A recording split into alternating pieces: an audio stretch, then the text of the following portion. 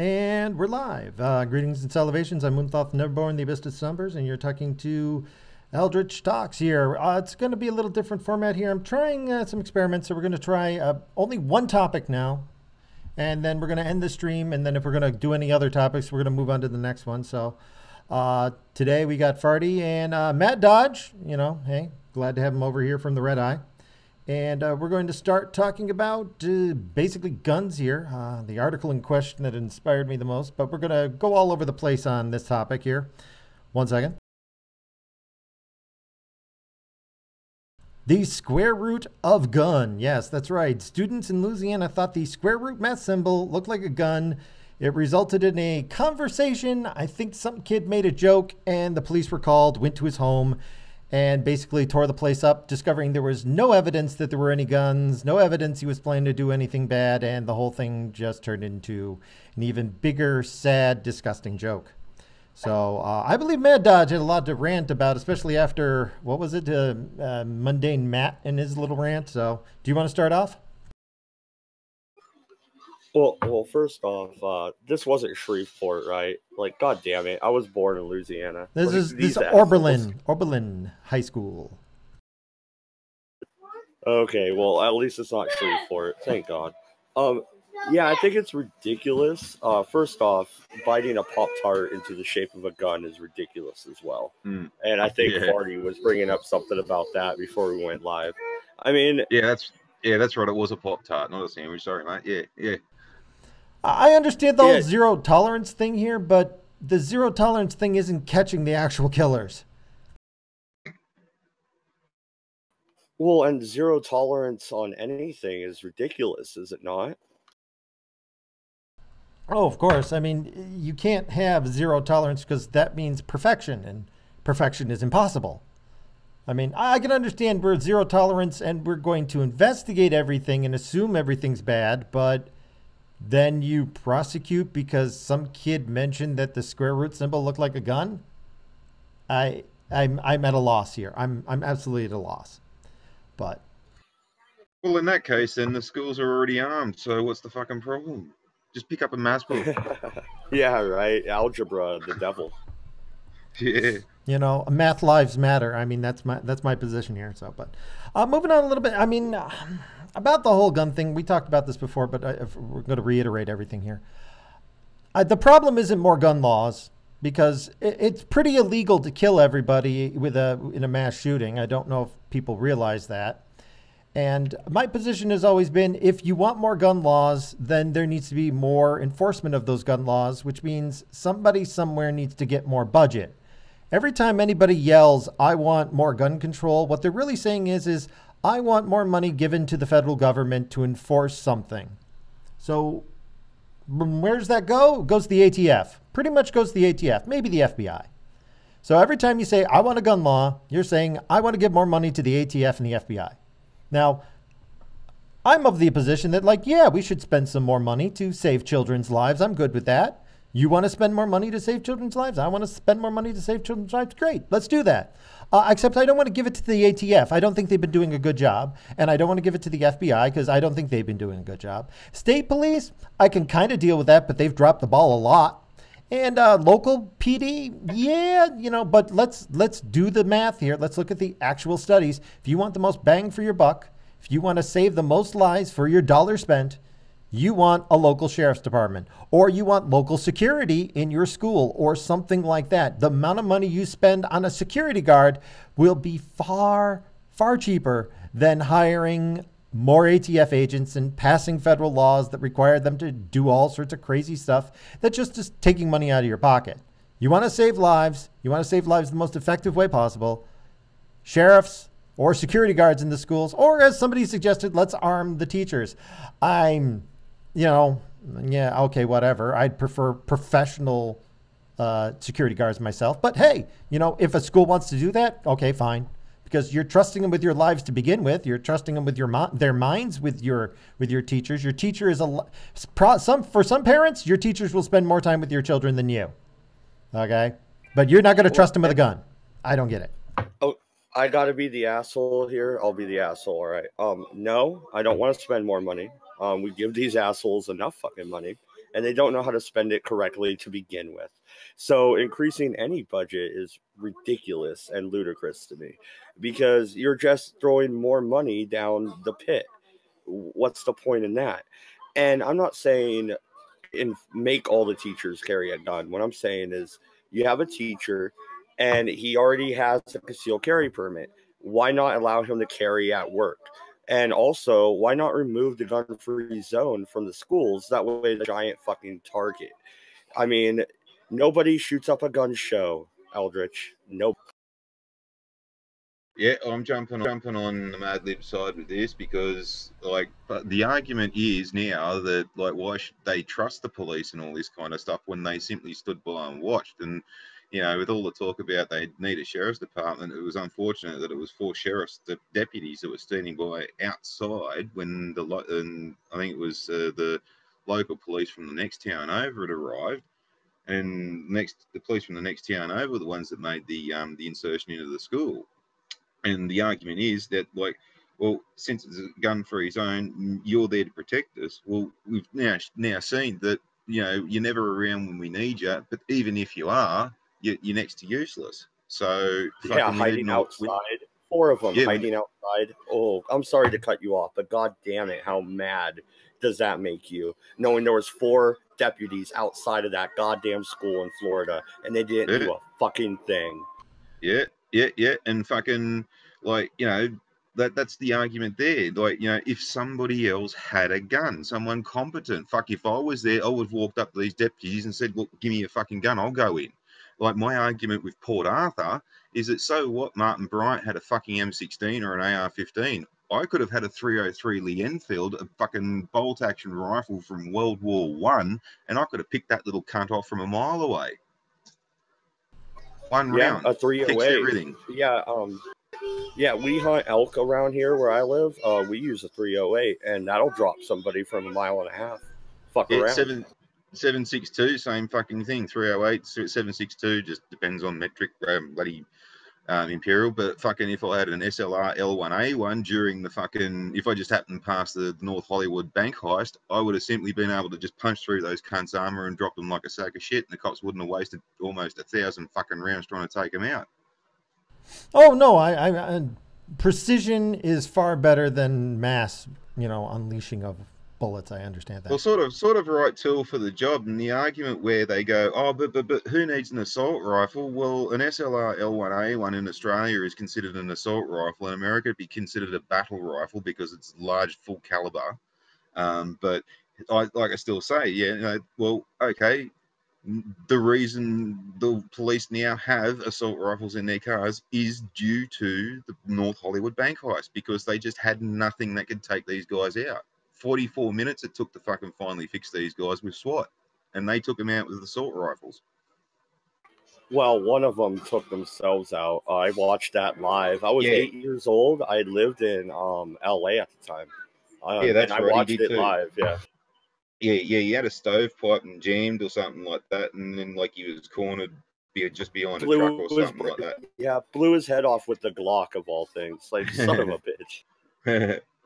Well, in the movie 44 Minutes, where it's all about that, they had a nickel-plated fucking Beretta. So inaccuracy. I understand here, and I will admit, those individual sheriffs, they did a poor job. Okay. The problem is I'm looking at the overarching statistics, not one specific example. Those guys, they were assholes. They did not do their job well. However, in some regards, the reason why the sheriff's department helps is it prevents a lot of the nuisance crime. They handle a lot of the small time stuff, and they usually don't view themselves as like real police, which kind of is a problem. But overall, it's the broken windows theory. If you have a broken window on a street and nobody does anything about it, then there'll be another broken window, then another, then graffiti, then people start moving away and property values drop and the place becomes a crime-ridden hellhole. If you stop the original broken window, things improve. That's usually where sheriff's departments create more safety. The problem is, sheriff's departments, yeah, you're right. They don't usually do well with mass shootings. That usually requires more professionals. But I think that it may be, we're not going to head off the next one with gun laws. That's the problem. That's my position. Well, you're not going to head off the next one. Crazy people do what crazy people do. I don't know how many times I have to say that before it actually sinks in. I mean, a criminal is going to commit the crime no matter what. I don't care if they use a truck apiece or a switchblade knife or an AR-15. The crime is the murder, is it not? Yep, that's exactly right. However, my experience in dealing with crazy people, so-called, they usually telegraph things a lot, which is something I run into as a problem at my job, is that I'm going, he was going to do this. And they go, how do you know that? I've done the job for 10 years. I know exactly what he was going to do, and I stopped him before he even had a chance to start. And I get yelled at for it. And then I go, okay, I won't interfere next time. Oh, well, hey, look, he went and did it. Wow, that's amazing. He did exactly what I predicted he was going to do. I wonder how I knew. I don't know. Maybe it's 10 years of experience on the job. When it comes, unfortunately, right now, I think the reason why we're getting a lot of these crazy people slipping through the cracks is not the laws, and it's not even the mental health system. It's the mental health system is being stymied by we have to be tolerant, that we can't make assumptions, that we have to give the benefit of the doubt. No, we don't. We don't have to give the benefit of the doubt. We shouldn't give the benefit of the doubt, and we should assume that if somebody goes, you know what, I think that's going to be a problem, let's go over there and, say, hey, are you thinking of killing everybody? Oh, no, you offended him. Oh, I'm sorry, but I prefer to offend this person than kill all those people. In some regards, I think the cops completely overreacted because, in this case, with the square root is a gun thing. On the other hand, there's a part of me that's going, I wouldn't have a problem if you did this all the time. And my question is I'm wondering if this kid was white. Okay, that's what I'm watching. If it was a black kid, if it was some minority, if it was a Muslim, would you have ignored this? If a Muslim child had done the exact same things, would they have busted into their home and looked for guns? If the answer is yes, then okay, I'm good with them doing it as long as it's even across the board to everybody. But I got a feeling the only reason they did this is because he was white and they knew they could get away with it. That's my thoughts. No, it's a square root. You have to be Asian. Okay, well, you got a point. Well, yeah, and I just think having a gun-free zone is kind of the same thing as not really having a security system, but you get the ADT sign and just put it outside. It's not really doing anything, but it's for optics. We didn't always have gun-free zones. I mean, schools used to be gun-okay zones. People don't know this, but it used to be. There's a reason why they're gun-free zones. We had to turn them into gun-free zones, and it hasn't worked out very well. Yeah, well, you see, with the gun-free zones and stuff like that, that's like it's when the fucking infiltrated terrorists in your country already decide to attack. That's probably one of the soft spots of your underbelly that they're going to bloody hit, because they'll have access to proper assault rifles, some elements of training, some elements of marksmanship. They won't just pray and spray into a room. They'll go fucking pop, pop, pop, pop, pop, pop, pop, pop, pop, like that. Fucking actually aiming at people. And when terrorists do attack soft targets like that, they tend to get some decent sized casualties. And it's only going to be a matter of time before they start fucking doing it. So it is a realistic fucking necessity that you should start arming your schools. Even have your ROTC have a couple of rifles on hand, because isn't this the second time someone from the ROTC or something like that fucking tried to interdict in the school shooting but got killed? This is the first time I can remember. I don't remember the previous incident. There was one, but it was it might be about 10 years ago now. It was a small one, because I think only about 3 or 4 people got killed, but this guy, I think he either concealed carry or he tried to charge the bloke and disarm him, but got killed in the process. Oh, you mean the gym coach in this last shooting? Is that the one you're talking about? I don't know. I vaguely saw something on the news that was a recent news article, and they showed a kid that looked like a U.S. Army uniform, but being from the school, he'd have to be ROTC, wouldn't he? Oh, I'm not sure. The only one that I heard about was one of the assistant coaches basically just said, I'm going to use my body as a human shield and save some kid's life. I mean, so. It sounded like the Well, story. But I well, mean, there was if the teachers are already willing to use their bodies to absorb bullets, they should be allowed to have guns, in my opinion. That's proof right there that you guys have your heart in the right place. Yeah, yeah. Well, it's just the point that there's a famous part in the movie Lord of War where the Interpol guy force lands Nicolas Cage's character, and after he's force landed, a whole bunch of locals stripped the plane of yeah, all the weapons, I love that and part. yeah, well, the Interpol guy makes the argument that like forcing, like he's going to make Nicolas Cage stay in the one spot for 48 hours and then come back and get him and let him go. And he's saying that in that 48 hours, that's 48 hours some villager has got to live because some rebel wasn't armed by this bloke. Well, I'd put it to you, that's also 48 hours. And considering I know a little bit about the conflict that was based in that particular scenario, the real conflict, um, by him selling weapons, actually was going to provide the locals with the weapons to defend themselves since they were all unarmed. So he hinted for 48 hours the local the ability to defend themselves from the actual bad guys who actually already have the weapons. So he thinks he's doing a good thing, but in actual fact, he's killing countless people by fucking not allowing this bloke to freely operate.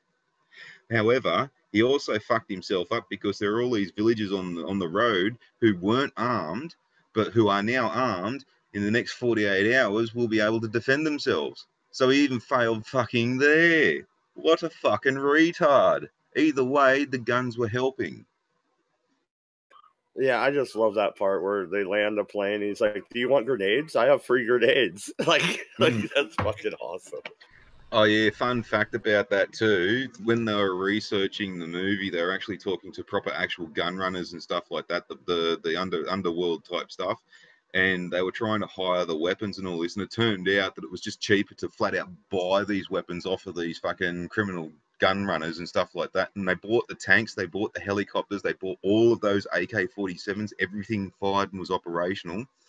And then they sold them back at a discount rate to the gun runners that they bought them off initially at the end of the movie. I can totally see that. Holy crap. Wow. That actually happened. And they had to hurry up with the helicopter too because it had already been pre-sold and they only had it for a few hours because it was just about to get on that boat to go off to an African customer. Oh, shit. Oh, well. Yeah. Back to the gun topic here. Was there any other, subjects we wanted to tackle here? I mean, I think we're all pretty much in agreement on things here to some degree. Well, there is the Australian side of things. Oh, yeah, I wanted to get about because that. That is quite relevant because we're expecting Malcolm Turnbull to go over, or Malcolm Turncoat, to talk shit to Donald Trump about how fucking well our gun laws work. And it's really interesting what's happened recently in Australia, which will dictate how you guys should think about how you listen to our advice from now on. So we've already had 2 gun amnesties where any guns that weren't registered, they might even be illegal. They could be even registered if you just wanted to get rid of guns or you had guns you shouldn't have but were too scared to go to the police. And I'll explain how that happens in a moment. You could just simply just walk into the police station, plonk it on the desk and see you later. That was it. No questions asked, right? And that went for a month and that was as a result of Port Arthur. Anyway. The cops were buying them back off them. Sorry. So yeah, you get money back off it. And my dad gave away a couple of guns, but he also had a whole bunch that the police didn't know about and intended to keep them. Now, between then and now, he's passed away, and we ended up giving our guns into the police because I kind of knew that you're actually allowed to do that. You can get rid of guns on spec, especially if someone dies in the family and that's the licensed owner and you're now just stuck with them. Well, you couldn't do much about that. Like, I can't bring my dad back to life now, can I? So we got rid of ours before the gun amnesty, but not everybody knows that. So their father will die, and then they'll go up into the fucking attic, or the grandfather will die, and they'll find that there's a machine gun from World War II and a whole bunch of fucking, semi-autos from Vietnam or whatever. What do we do about it? Oh shit, nah. So they don't know what to do. They don't know that they can go to the cops.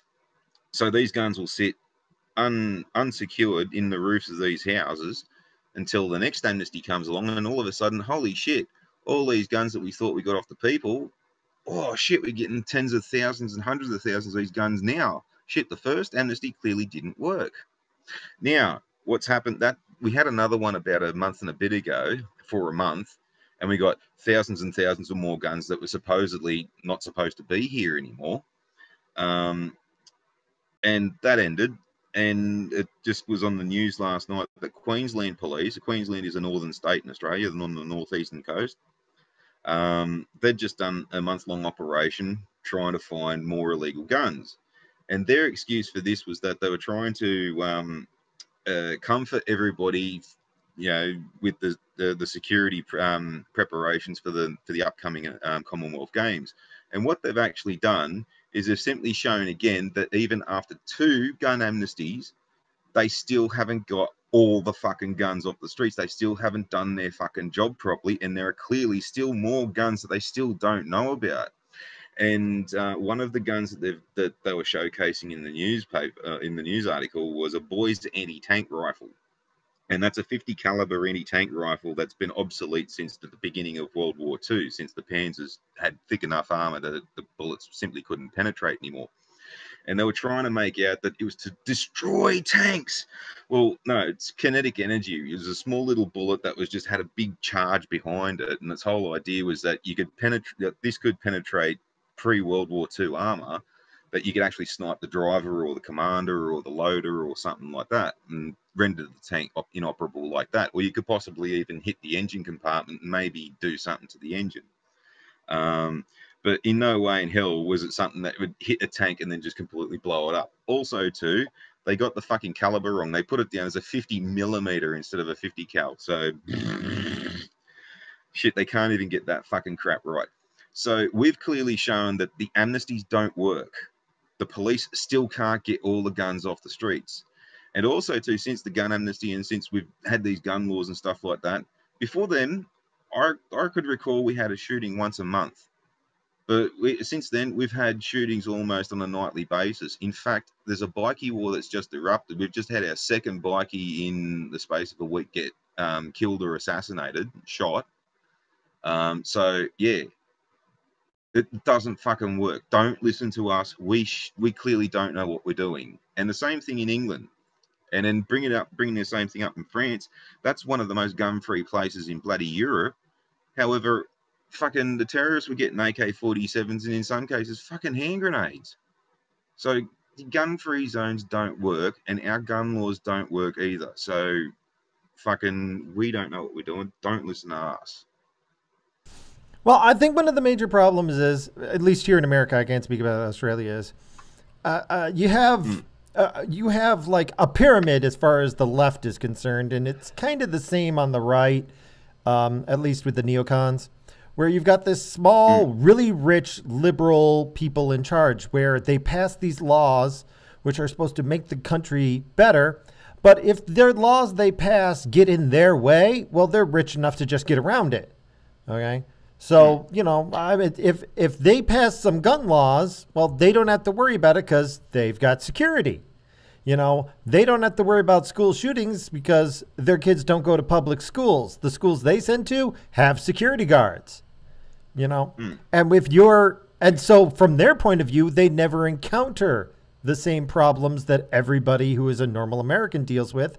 And so they are just shocked that nobody is like agreeing with their utopian vision of how the world should be. And this is more on the left than the right, but there are, you know, call them the rhinos, call them whatever, on the right who have the same problem. They're just too freaking rich. They just don't have the same problems. And that's why Donald Trump managed to perform his hostile takeover of the Republicans, because he knew that there were normal people out there suffering and said, hey, I'll take care of you. You know, these gun laws they're trying to pass are being passed by people who've never had a problem with guns. So why should we be listening to them? You know? Exactly. And that's part of my problem with all of this too, is that a lot of things are being dictated by people who don't know a single thing about firearms. And it's clear that the local cops out here don't know anything about firearms too, because of the way that they react. I mean, like, when I was arrested at the end of last year, I literally had this cunt fucking looking at me that I have to carry a firearm and I don't really like the fact that I have to. I'm like, well, fucking give it here. I'll carry it. Fuck. Shit. Why are you fucking sooking to me about the fact that you have to carry a bloody firearm? Fucking you say that I don't need one, but I can walk around Freetown unarmed, unescorted at night and fucking be unharmed, yet you think you need a gun around here and I don't. What the fuck's wrong with you, you stupid prick? But like, the cops were complaining that they had to carry a gun. Seriously. Yeah. And like, you even ask them what they're carrying, they probably don't know. But here's another fun statistic out here too. To have a sporting shooter's license or a hunting, like, you know, to have your gun license as a civilian for the purposes of sporting shooting or hunting, you need to attend a range once a month. So that's 12 times a year, and shoot the firearm in a, like, well, I don't know, whether it's down range, up in the air, who gives a fuck? You have to squeeze off a certain amount of rounds to keep your license, right? The police only have to qualify once a year. Yet, most shooters as civilians aren't trusted with firearms, even if they are licensed, yet we're supposed to trust the cops. And they wonder why I don't. Well, you do understand why America has the Second Amendment, right? I hate to actually be with Alex Jones on this one, but yeah, you try to take our guns, 1776 will commence again. We have the right to bear arms because of a tyrannical government, because we overthrew King George. That is why we have it. Yeah, there is a small argument to that, and this is coming from the military side of things, and this is the difference between America and China, is that when Tiananmen Square happened, the Chinese army, the Red Army, was forced to go in, and they would shoot at their own populace. Yet in Western armies, like, and even in the American army, you'll find that the option to follow orders is only reasonable orders. You are allowed to actually disobey orders if they are unreasonable. And I'd put it to you that pretty much every person who's joined the US military would find shooting at their own civilians would be an unreasonable order to follow, and they would mutiny en masse.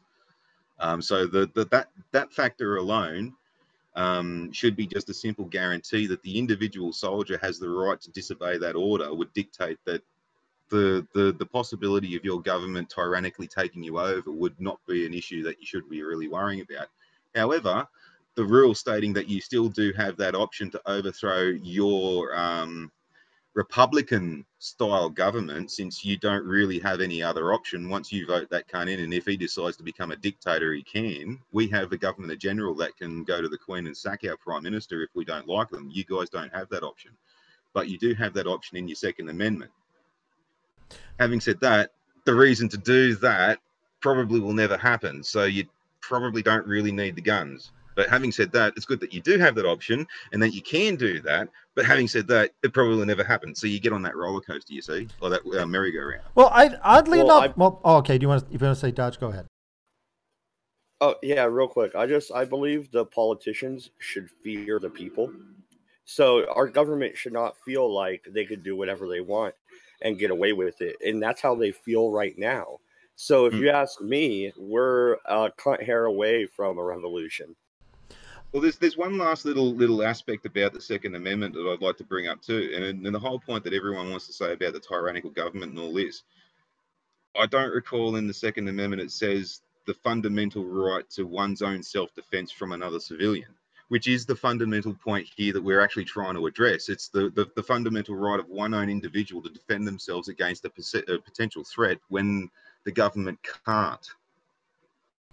Well, and this is oddly enough individual, not organisation. Oddly enough, I think bringing up the Second Amendment creates a very interesting parallel between the situation of let's arm the teachers and why the Second Amendment exists. You go, well, you would never be able to stop the government if it tried to truly, kill everybody and take over. So what's the point of having your hunting rifle, because it wouldn't do any good? Well, here's the reason why. Why arm the teachers? Well, you don't arm all of them. You just give them the option so that the people who might shoot up the place know there is the possibility that maybe there is one or two, teachers in there with guns. Even if you just hire a security guard, the problem is you know where the security guard is. That's also a problem with hiring the sheriff's department to do your security, because they're not always there. So if you don't have somebody Yep, there and 24/7, but if you know sometimes there's a gun there, sometimes there's not, you're going to go pick a better target. It's probably the same concept with the Second Amendment. With the Second Amendment, it's like, yeah, we couldn't really stop the government from overthrowing us, from taking over and becoming a tyrannical government, blah, blah, blah. However, you want to know something? We'll bloody your nose in the process. We will make you bleed on the way out. Do you really want it that bad? Because most tyrants are cowards. Most tyrants don't want to be in charge and die for their cause of ruling the world. They prefer everybody else did it for them. So it isn't necessary that every American has a gun. What's necessary is that you know that every American could have a gun. And so do you really want to pick this fight? Because maybe you'll win this fight, but are you going to win the next one? The same concept. Well, if you're gonna, I'm sorry, go ahead. if you're going to have teachers voluntarily conceal carry, you are going to have at least one person nominated as also a concealed carry, because I heard an argument about this too, that like, yeah, if you allowed the teachers to conceal carry, every single gym teacher, like they were guaranteeing that every single gym teacher would be the first ones to conceal carry. Now, instantly, that struck me as being right. Well, if that became the case, then the gym teachers are going to be the first ones to get taken out, since they're the armed person. And there's the same argument with the security guard, since he's basically got a dirty great big bullseye above his head saying, "Here, I'm the armed one, take me out, everything's easy after this." There would be a necessary reason to have somebody, whether they were also voluntary or whether they were begrudgingly made to do so, delegated, and say maybe even the headmaster or the deputy, or maybe a senior teacher. But there's going to need to be a second set of eyes, a second weapon or something like that could possibly get the drop on this person, because once that shooter rings out shooting the coach, you know where he is, you know what's going on. You can then go towards the noise and take out whatever. But there's going to have to be a second one there if this is allowed to happen because of that. Well, I And mean, if you don't know who the second one is, then that's going to be even more of a deterrent, because, well, while I've just given myself away here, is that other teacher just happened to be walking past the hall, and has he just bust through the door and taken my head off my shoulders? well, you're talking about Who's that other tactics teacher? here, which, is understandable to discuss about. But to even start the process is probably where the debate is right now. I think we kind of exhausted this topic here. So is there anything else on guns that you guys wanted to bring up as long as we're on it? Not really. Before we wrap this up here, was there any other topic that, a new topic? We're going to end the stream and then we might start a new one. I'm not sure. We're going to talk about what we're going to talk about next. So we haven't made a lot of plans here. But from the audience, is there anybody who really, was there a topic you guys wanted us to address next?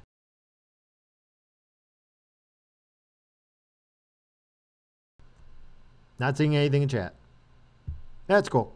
Anyway, we got a couple other ideas. I'm going to talk with these two, and then we might be back in a few minutes. So we're going to wrap it up here. Anything else before we head out? No, man. Thanks for having me on. Well, okay. And, we'll talk a bit to see whether or not... one thing. Yeah. Oh, just a quick mind-blowing thing about Australia and guns, right? The end of World War II, my grandfather come back from the Pacific. He was still in uniform, still green from the malaria vaccine. He had 4 hand grenades, 9 magazines for his own gun. He actually had one in the loaded magazine in the gun itself. He had a Walther 357 revolver in a shoulder holster, and he took 3 trains and a bus to Eastwood and knocked on my grandmother's door and proposed to her right then and there, and not one fuck was given. When I was a kid back in the 80s, there was 3 people in the street that owned guns, and we had fucking tons of the cunts. And sometimes we'd have a party, and the street would be and then they started to get on guns, and of course the parents would be like, "Hey, you go over and get we'll show you this," and then you had kids just moving to houses throughout the street, just getting guns and just wandering back to the party, and people walking, standing around, like, "Oh yeah, look at this one," "Oh yeah," and people just having a look at guns, and the kids just wander back with the guns back to the houses. Not one fuck was given. Fast forward to now, everyone fucking, oh my God, there's a man with some pieces of steel in the general shape of a gun. And because he's wearing an army uniform, we're not going to assume he's just an army reserve guy going for some PT. We're going to say that that's a real gun and get the police out here and shut down a whole fucking suburb. And that actually fucking happened. Yeah, no, and that's ridiculous, dude. Okay, so Oregon is an open carry state.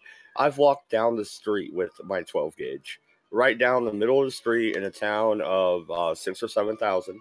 So, I mean, it wasn't tiny like where I live now, where I'm in the middle of the Cascades and, like, of course, yeah, some dude with a gun, who cares? No, I mean, I literally was walking right down the street with it, and nobody batted an eye. A cop drove by and waved at me. Nobody cared. So that type of almost like a reefer madness type thing, just it's insanity to me. Well, we're in a moral panic, so that's where we're going. At any rate, we're going to wrap this up here. So it's one topic, one stream, and we're going to talk about whether or not we're going to do another topic on something else. Okay, so talk to you guys. See you in a bit. All righty.